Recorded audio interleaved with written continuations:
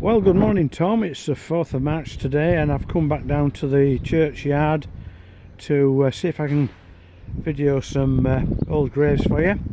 We have a chap with a lawnmower in the vicinity, so I'm going to try and work around that. Okay, let's see what we've got here.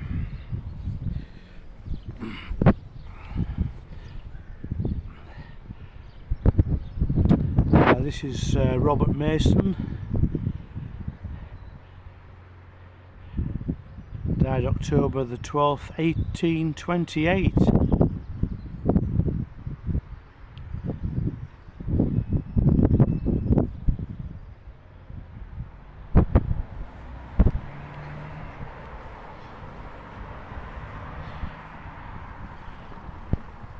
And this is another Mason grave. 1850, John Mason of Bempton. This is the Mason family. Elizabeth, wife of John Mason of Bempton. I think that one's 1811, I think.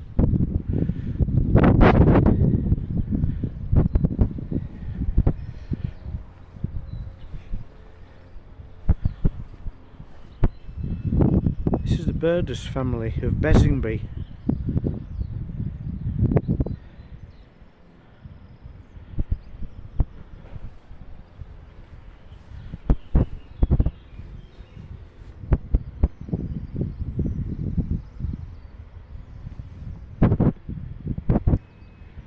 So I've made my way down to the war memorial for men who fell in both wars in Bempton and Bridlington.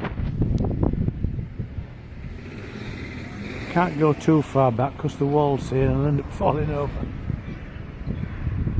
But the interesting thing about the memorial is my brother Jeff, who's, I would say, about the best historian on the village, in the village, he discovered these names: Kenneth Pawson and Francis Pollard, whose names were missing, who fell in the Second World War and also in the Korean conflict.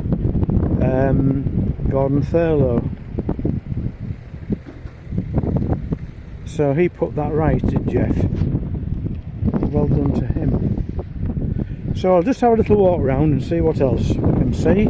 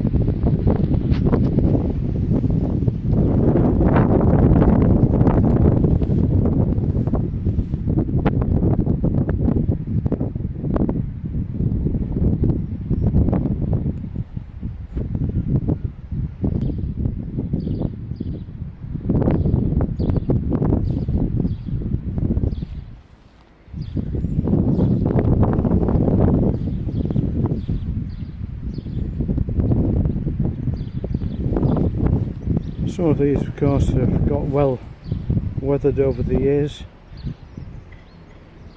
That's a nice little design on the top of this one. So I'm just going to venture on the back of the church now, Tom. These stones here, leaning against the east wall, were removed from this section here, which is now being reused. Running out of space really. But this is the back of the church here.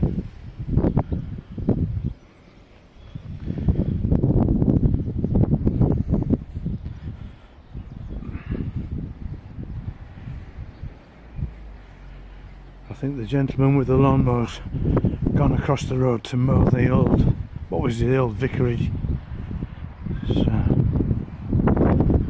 So this is the back.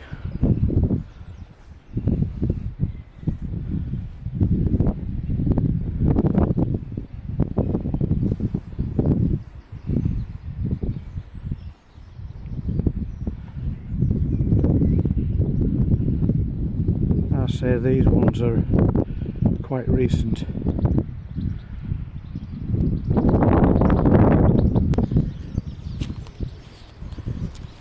This one here, Tom, is quite an interesting one. It's practically unreadable, but I do know the story behind this. This man, William Ernest Walton, I think it is. He lived at Speeton, which is a village just up the road, and he lost his life at Bempton Hall. He was a farm labourer at Bempton Hall, and he was ploughing a field with a horse and plough, and apparently had a shotgun on the plough facing the wrong way. It was pointing towards him. They used to shoot seagulls in those days, and unfortunately he hit a stone and the gun went off and he lost his life. Very tragic.